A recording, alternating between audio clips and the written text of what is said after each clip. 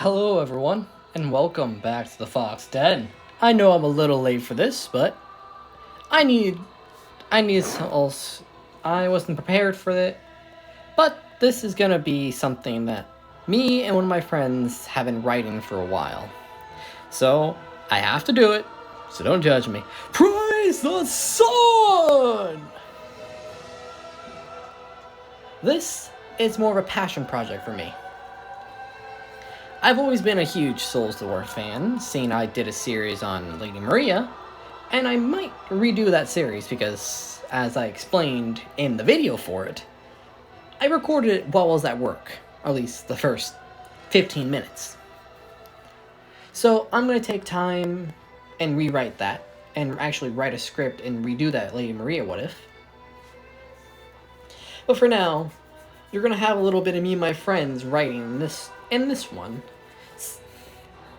What if Deku was Solaire of Astora? Now, I hope you guys like this one. Sit back, relax, and I really hope you enjoy this story. We begin not in the world of my hero, but we see our main man Solaire talking to his friend, the one he's been with throughout his entire journey, the chosen undead. They're fighting Gwyn. They're about to enter this fog gate that contains Gwyn, as Solaire stops the chosen undead, saying, This has been a journey for me, dear friend. But I want thy to know that I will have thy back. And I'm willing to sacrifice and give up my own life for you, thy friend. My friend. I hope thy is willing to do the same for me.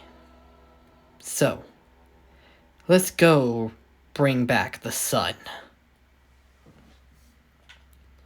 As they would go on. The fight would begin, and actually, both Solaire and the Chosen Undead are down, have no flasks left. They're struggling this fight. Right before the Chosen Undead then gets parried by Gwyn, and is about to take a fatal blow that would kill him. This is when Solaire makes the decision that would change his life. He would step in front of the blow, taking it. He would then, as he would stumble forward a bit, he would ignite one last sunlight spear and throw it towards Gwyn, killing him with that last sliver of health, last sliver of damage they needed. As Gwyn's body would then begin to disintegrate, signaling that they won the battle. The Chosen Undead would get up and rush towards Solaire, trying any way impossible to save him. But Solaire just looks up at the Chosen Undead, saying, "It's okay, friend. I know thy has a destiny. While I may not be able to see thy destiny firsthand, I'm sure you'll be able to bring thy own justice to the world. Promise me this, my friend. You will bring back the sun this world deserves." As Solaire would begin taking his helmet off. Well, actually, no, I'll keep his helmet on. Yeah. It's a mixture of improv and script writing. Me and my friend thought it would be best this way. Solaire would keep his helmet on, look towards the Chosen Undead, and pass him something. His last sunlight medal. As he would say, "It's really been a joy to cooperate with you, dear friend. But I'm afraid this is where our jolly cooperation would end. I truly hope your destiny comes to fruition. Till we meet again, old friend. Or, till we meet again, friend. I hope you succeed at what you're doing." Now, In a different place, known as the Painted World, Priscilla would be fighting against the forces of chaos. Because unlike the original timeline of Dark Souls, the player did not, unlike my timeline I should say, the player does not kill, or the children did not kill Priscilla. Instead, left her alone. However, due to some unknown reasons, just so I can actually make this little ship work, Priscilla is attacked by the monsters she swore to protect. Unable to fight back, she just kind of lets them kill her.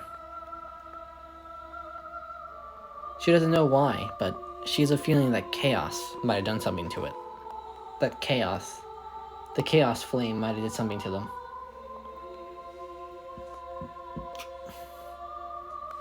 So she accepts her fate and dies. This is where we cut to a field of flowers in Tokyo, Japan. To see a young... we cut to Tokyo, Japan, where we see a young man with green hair laying on a tree that has a sword on it. The sword has a carved yellow sun, has a sun engraved onto it.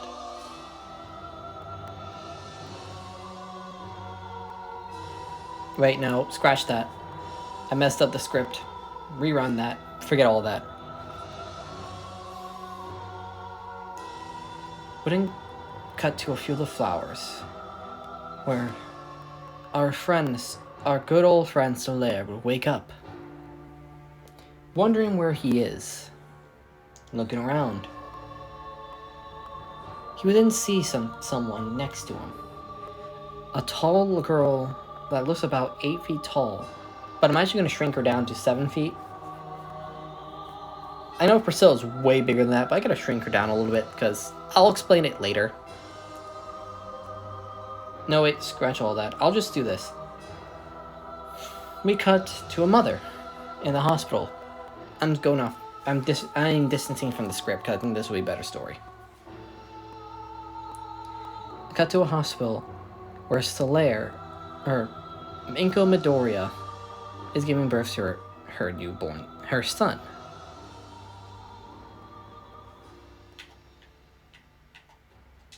But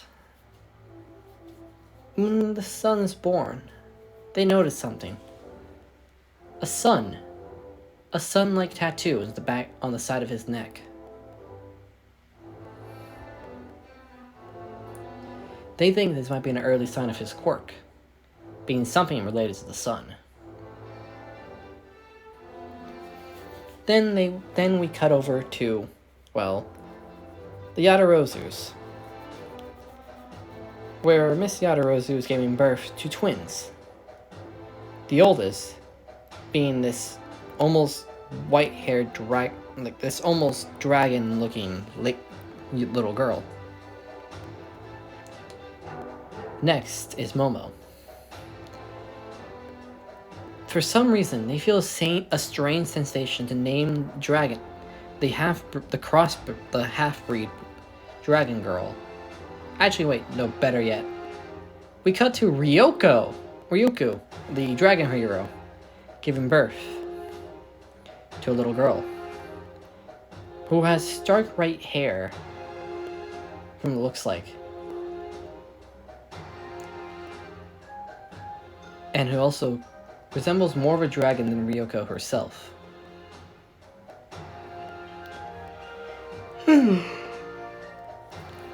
For some strange reason, Ryuko is urged to name the girl Priscilla.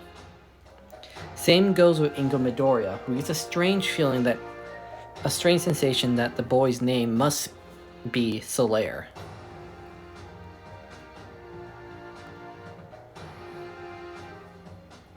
Just to simplify it so I don't have to remember it.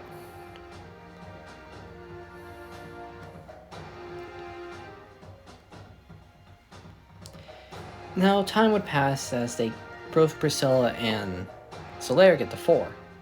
We first cut to Priscilla's perspective, where, even at the age of 4, she's grown considerably. An average height for a 4-year-old is about, I think, 3'4", maximum 4'4". For an average female, Priscilla would be 2 times that. And commercial. God damn it. Sorry guys for the commercial. I want to have some background music for this. Because it's a Dark Souls 1. Give me credit. I want to make sure everything's nice and fine for y'all.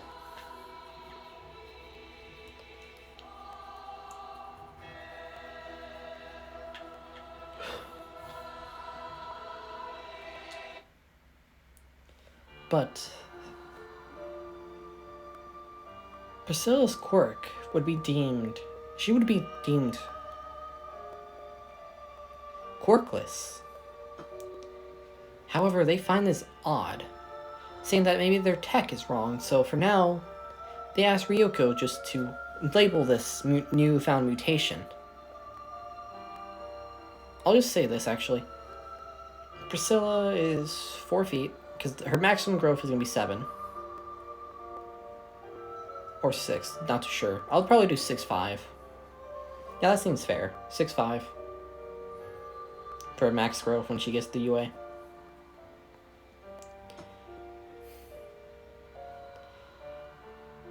No. The doctors would deem that she does certainly have a quirk. They don't even have to run a test. Because they know for a fact that this is not like any other mutation quirk they've seen. So they would ask Ryoko if they should give this newfound quirk a name. Priscilla would then speak up in a really sweet tone, saying, "What about dragon crossbreed? Dragon crossbreed. That would be the quirk's. That would be the most fitting name for me. Because I already have my hero name decided." The doctor would then look towards the little girl and simply ask, "And what would that be, Miss Priscilla?" "Simple. My hero name would be Crossbreed Priscilla. The Crossbreed Dragon Hero Priscilla. I would use my real name because I don't really have any identity to hide.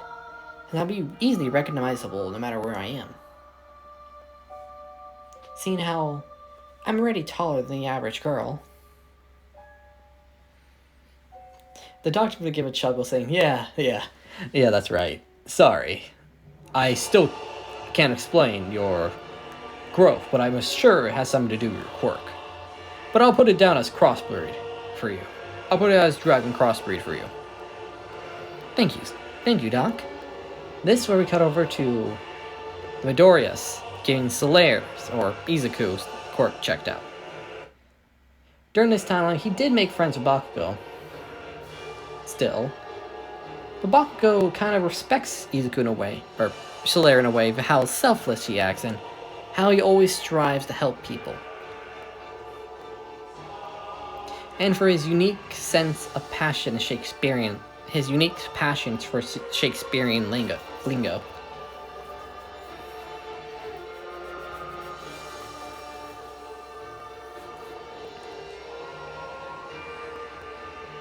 Why thou aren't ready, mother?"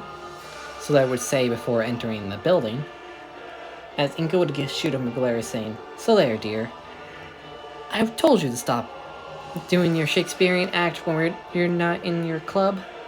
Sorry, mother, but it's something I'm very used to, for some odd reason. It's fine, dear. Let's go."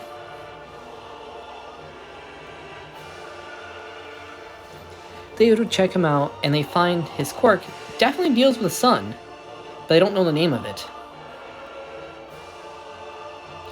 So they would ask Solaire if he would like to name it. As he would point out the window to the sun, saying, "I want my quirk to be called Warrior of Sunlight." There's a sunlight warrior. Or, better yet, the sun's chosen. The doctor just laughed, saying, "You got it, kid. I'm assuming you're dead set on becoming a hero and becoming a son to everyone." Solaire looks towards the doctor and gives a very bright smile. As the doctor would say, "Damn, kid! Your smile is almost as bright as the sun!" Solaire then laughed, saying, "I get that a lot."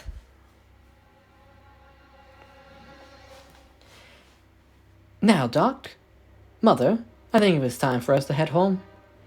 Thank you for the time, Doctor." No problem, kid.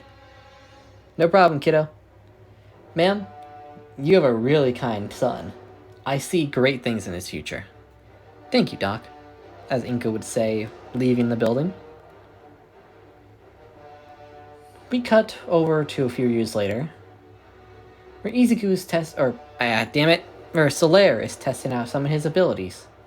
As Inko would see him conjure lightning. Lightning that's almost as bright as the sun.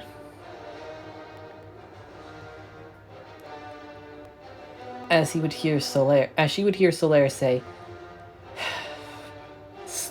"Miracle, sunlight spear!" As he began throw the spear into the wall. Not damaging the wall, but the lightning dispersed all around, dissipating like nothing happened. As Solaire would then begin to stand down, he would begin pulling out something from his pocket, a little wand of sorts, a little wooden stick he keeps around him. As he begins to hold it in front of him, as he would say, "Great magic missile." As a giant spike, like of pure energy, would send out, hitting the wall again, hitting the fence again, but once, just like his lightning bolt, his sunlight spear, not damaging it, just the energy disperses.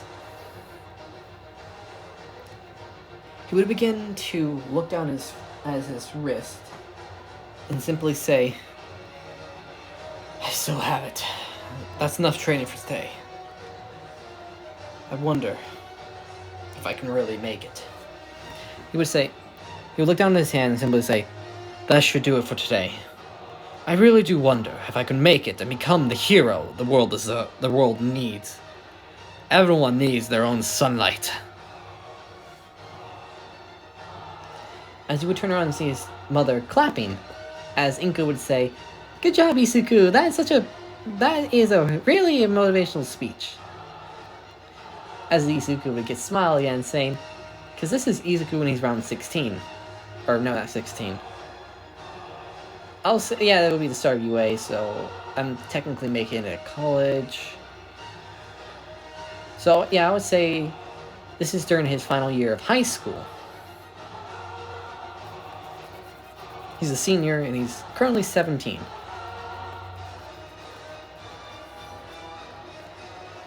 He was born the same time Priscilla, actually, because they're born the same day and time. So I'm guessing you say that they're destined.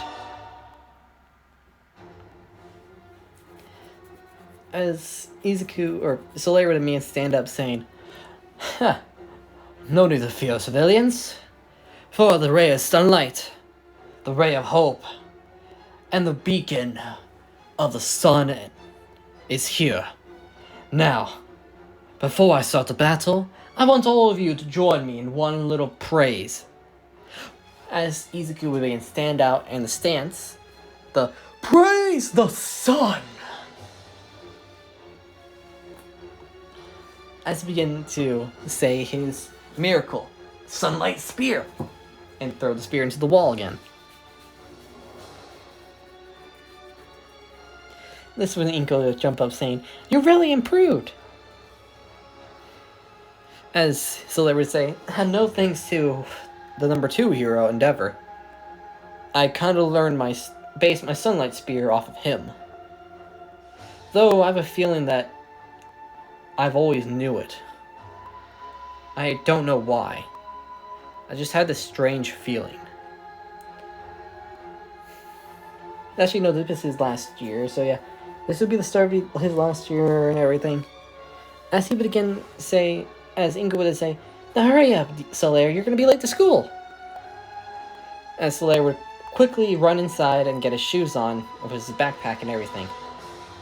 As he simply say, "Right, mother. Well, I'll be off. I wish you have a mighty fine day, mother, and I will be back after school. I'll see you in 7 hours." As Solaire began running out of his house, running towards his high school. As he's leaving, Inko would wave him. As he's leaving, Inko would be standing at the front door, waving him off, saying to herself, "That kid is such a gentleman. I'm afraid of what will happen if someone tries to corrupt him." No, I'll hear you guys this stuff right now. I'm not giving him a false son, so you'll become evil. Hell no. Hell to the no. Solaire will remain good and remain the good boy he always is, and will always be. But now, we cut to while he's at the gate. When he's trying to run in, he runs into his gate but bumps into someone. Someone who's around 6'5". Towering over Solaire, who's only about 5'5", or 5'7".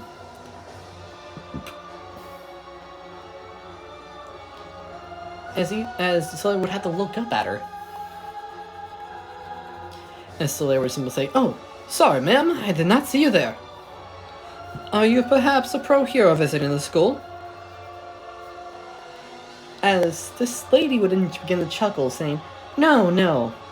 Or this girl would begin to chuckle, saying, No. I'm actually the transfer student. I'm looking for 3B? As Solaire would perk up, saying, "Oh, that's my class. I can simply show you where to go. Now please, if you will, madam, if you follow me, I'll show you the way." The girl began chuckling a little bit. As while they're walking, Solaire is pointing out all the different little locations, and basically helping the girls show around the school even before class starts. But before they get there, Solaire would then ask, "Oh, that reminds me. That was totally rude of me. I forgot to ask you your name.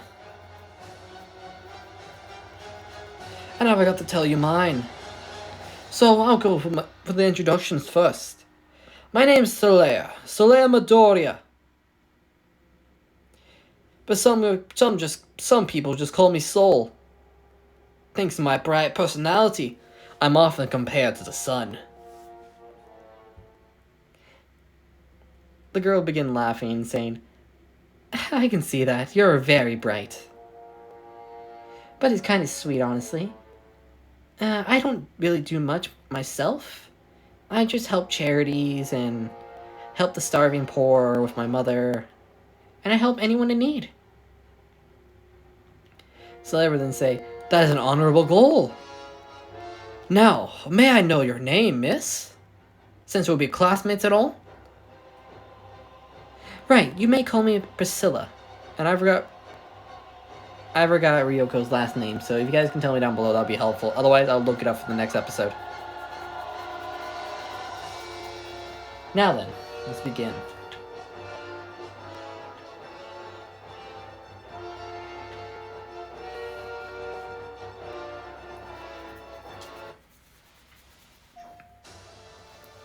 It's like, then Izuku would say, well then, Priscilla, it's a pleasure to meet you. No need to be formal with me. I never liked the Japanese formalities, even though I am full-blooded Japanese. You can call me Solaire or Soul, I don't mind. You can call me Priscilla. Righty-ho, Priscilla. Now, shall we head to class? I'll enter first and tell the teacher you're here. Thank you, Solaire. Izuku would then enter, saying, Hey, Sensei, I want to tell you something. As the teacher would say, Solaire, What do you need to tell me about? Oh, I met the transfer student. She's outside waiting for you to call in. Call her in. As the teacher would begin saying, and then laughing, saying, "Of course, Solaire, of course you were the first one to meet her. You're always known to be the ray of sunshine in the school." Solaire begins smiling brightly, getting everyone to smile as well. As Solaire would say, I get that a lot. But I enjoy making people smile and feel the warmth of the sun. As he begins to sit back in the back, his back row where the sunlight hits the most. The back row window. With, oddly enough, the seat next to him empty. He always wondered why that seat was empty. But now it hit him. Priscilla's gonna be sitting next to him. As Priscilla would then enter the classroom, introducing herself, with her obviously being extremely nervous when some guys point out that she's too tall. Solaire would then jump up saying, "Now that's very rude. Just because she's tall does not mean she's unfit to be a hero or anything. I don't care what all you say. And you all should know, if I'm mad, you guys did something wrong. And I'll tell you this right now, I am mad. Very mad. No one picks on my friends."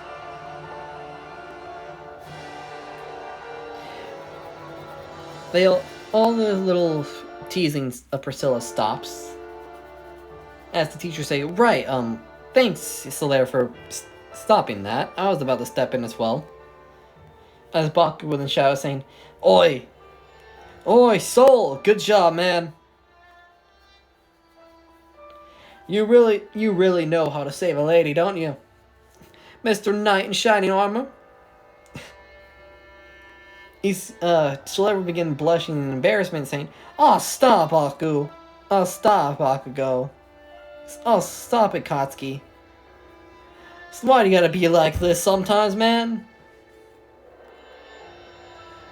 I'm just messing with you, Sol."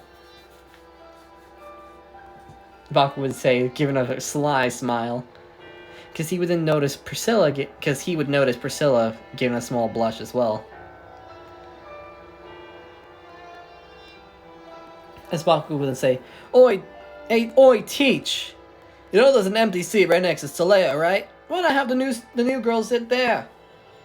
Since it seems like she'll be used to being with someone she already knows and is comfortable with. Are you fine with that, Sol?" Solaire would then say, "Yeah, that is perfectly fine. I don't see no problem with it. It's always nice having new friends." Priscilla begins to sit down and, well, this is when the school year would go on. Priscilla is always seen hanging around Bakugo and Solaire. Even during lunch, Priscilla is always with Solaire. To the point that some people think they're dating. And oddly enough, Priscilla doesn't mind it. One thing's for certain, they all agreed that Solaire should not be told about this, just in case. They all know how Solaire can get. If he gets embarrassed, it's almost like a lightning storm comes down out of nowhere. Like a Lord of the Sun strikes you down. Hence why everyone knows why his quirk was called Chosen of the Sun. Or, the Sun's Chosen. As everything would go on, Priscilla and Solaire develop a really close friendship. Bakugo even noticing the feelings that the two are growing towards each other. He would begin chuckling and giving slight nudges to the two of them anytime they need it. But, much to Bakugo's dismay, that they never pursued each other. Bakugo's guess with how nice Priscilla is, and how charitable she is, and how kind-hearted Solaire is, and determined he is. It makes him feel like that he thinks the main reason why they haven't pursued each other or confessed to each other yet is due to the fact that what if the other doesn't like each other? Bakugo, anytime they obviously flirt with each other and they don't know how to respond, he just face palms, not knowing how to deal with these two. Until the UA entrance exams start. Well before they enter the building, Bakugo would say, "Oi, Priscilla, Soul, I want to give you guys a challenge." Solaire returned to Bakugo saying, "Oh, and what would that be, Katsuki?" "Yeah, what would that be, Katsuki?" So Priscilla would respond with her normal cuteness in her voice. "What would that be, Katsuki?" Bakugo gets a sly smile. "Whoever gets the lowest points will have to reveal the biggest secret they have. They have to reveal all their feelings to each other, to this group."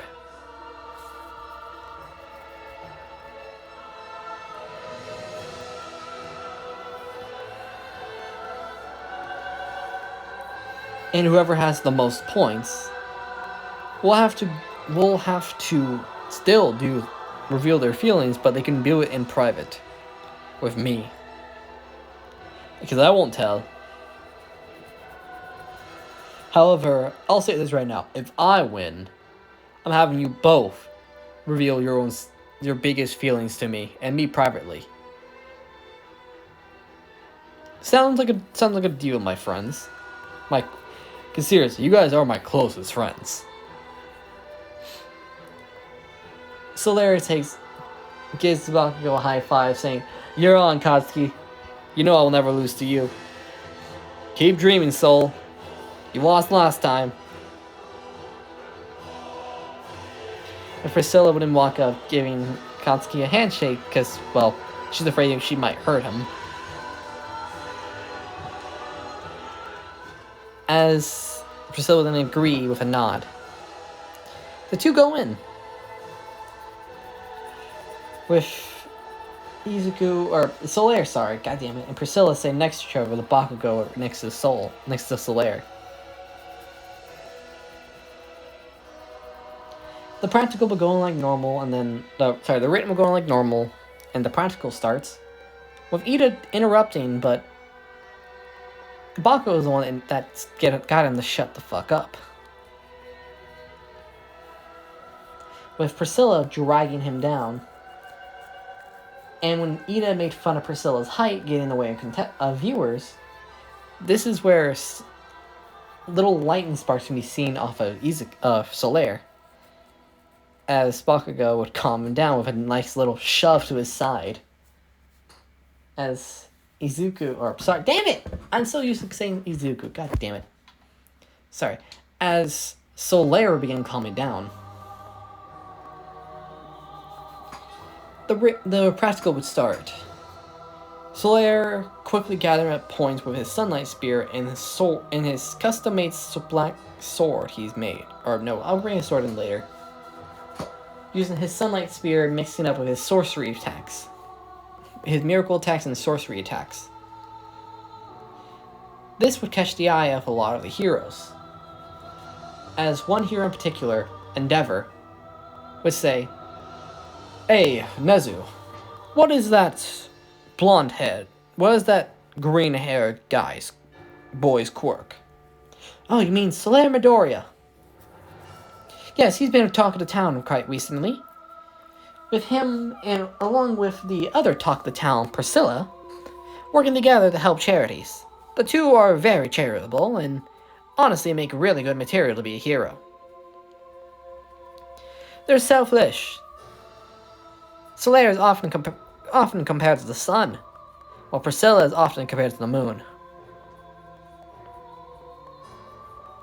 But what makes them unique is what makes them the same and why everyone likes them is due to the fact that they are willing to help with anything they can. After all, Solaire, he does have a part-time job, or at least before attending here. And every time he got a paycheck, he would not spend it on himself, but instead he would split half.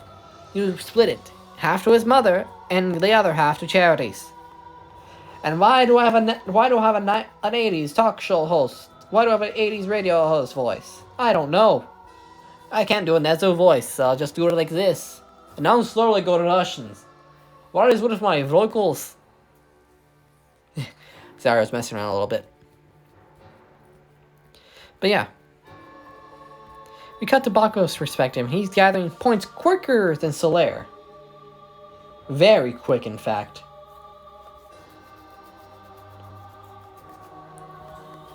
And then we would cut to Priscilla, who's not killing, but saving. She's not getting villain points, only if he has to. Otherwise, she's helping other contestants get him out of tight spots. This would catch the attention of a certain pro hero. One Eraserhead. As he would say, Nezu, is that the Priscilla girl you're talking about? The one that is very tall? Nezu would say, yes, that's her. I'm impressed she made it. I'm impressed she's decided to go to the UA. I thought for sure she would be going for the general studies. I'm surprised. I am not surprised that she'll be becoming a hero. She's always had a fear of standing out, but I'm assuming thanks to her time with Solaire, that fear has subsided. But I think, after revealing the contestants of all three arenas, I think it's time we release the zero-pointer. Wouldn't you say, my dear co-workers? All the pro heroes in attendance would look at each other and give Nezu a nod. As Aizawa and Midnight, along with Nezu, turn each simultaneously a key, releasing one zero-pointer in each arena. As thumping can be heard around the arena, on all three arenas, echoing across the board. First, we see Solaire's zero-pointer, where the situation from canon happens. Uraraka, I should do it differently, where a blue-haired guy gets stuck under some rubble. Solaire sees this, and sees the zero-pointer coming, and quickly goes to in front. This time, this is a custom miracle, so don't at me for this. He points his hand up in the sky, simply says, Dark Miracle. Darken sunlight, the moonlight spear. As he begins using this dark energy lightning bolt and strikes the zero-pointer in the center, causing the zero-pointer to short circuit, falling down to his knees.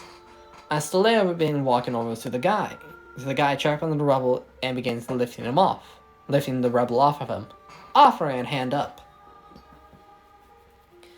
As Solaire would say, are you hurt by chance, my dear friend? The blue-haired boy with glasses would say, yes, I am. May I ask what your name is? My name is Solaire. Solaire Midoriya. I prefer to be called Solaire instead of my surname. Feel free to come up with a nickname. I've been called many things. The sun incarnated, the brightest smile on the earth, and soul. You may call me whatever you wish. I don't really mind. Now, may I ask you your name? My name is Ida Tenya. I'm sorry about how I acted during the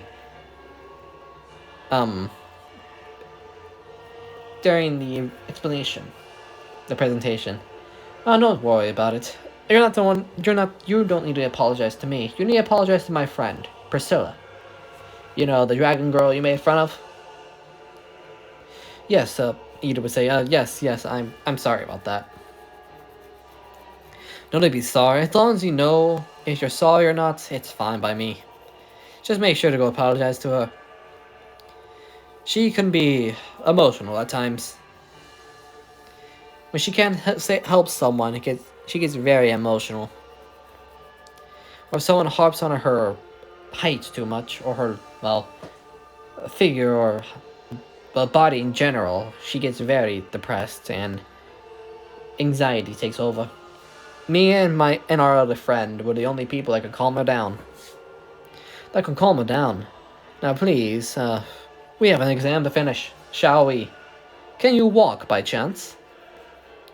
You just say, yeah, but it's just a sprained ankle, nothing much. Hold still.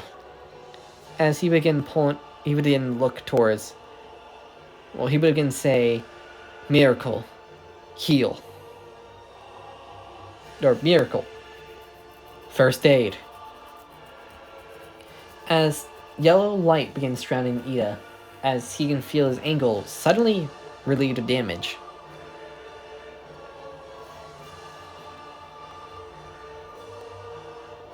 As Ida would say, how? No need to worry about that. It's just a part of my abilities and my quirk. I'll tell you more when we eventually meet each other again. Now, shall we head back to the exam? Now for Bakugo. We cut to Bakugo's arena, as he just sees a zero-pointer and a bunch of people about to get crushed. He, on instinct and, honestly, the personality of Solaire and Priscilla rubbed off on him. He begins rushing towards the group, and says this. I know Solaire's gonna kill me for this. I'm gonna steal his move. So, he begins lifting up his hand up in the air like Solaire would do. But right when he's makeshift throws, a little spear explosion, or a little javelin explosion appears as he says, special move. Explosive arrow. As he begins to launch this little metal pipe he's picked up, with explosions giving it some boost, as it pierces through the zero-pointer's main circuitry, causing it to collapse. Bakugo then proceeds to help the group. Then we cut to Priscilla's arena, where she sees this zero-pointer about to crush some younger students that were there to, there's some medical staff that were there to help some injured students. Priscilla, feeling like she can't do anything, would begin panicking somewhat, but then calms down as she would again lift her hands, summoning these skeletal-like creatures. As she began to ask them, can you help me take out that giant thing for me? And don't worry, I'll be right behind you. As the skeletons would nod at her, as they began rushing at the zero-pointer. Zero-pointer, not sensing any biological threat, doesn't attack them, as the skeletons literally start biting at his ankles with their short swords. As Priscilla would walk up, summoning a scythe, and using her tail to give her a boost, and basically cuts Zero-Pointer's head off, as she would land and retract everything, giving her little skeleton minions a hug, as it would disappear back into the ground, walking away and giving smiles to the group that she just saved, and as well stopping by the recovery girl's office to she would stop by some of the medical personnel and offer to help them recover any injured students the rest of the time of the exam. And that's where we're going to end it off today, guys. I really do hope you enjoy this passion project of mine and my friends and my friend. So shout out to my friend Brian, who's been helping me out with this a lot, and giving me good ideas and helped me with some script writing for this. Anyways, I'll hope you see you guys next time.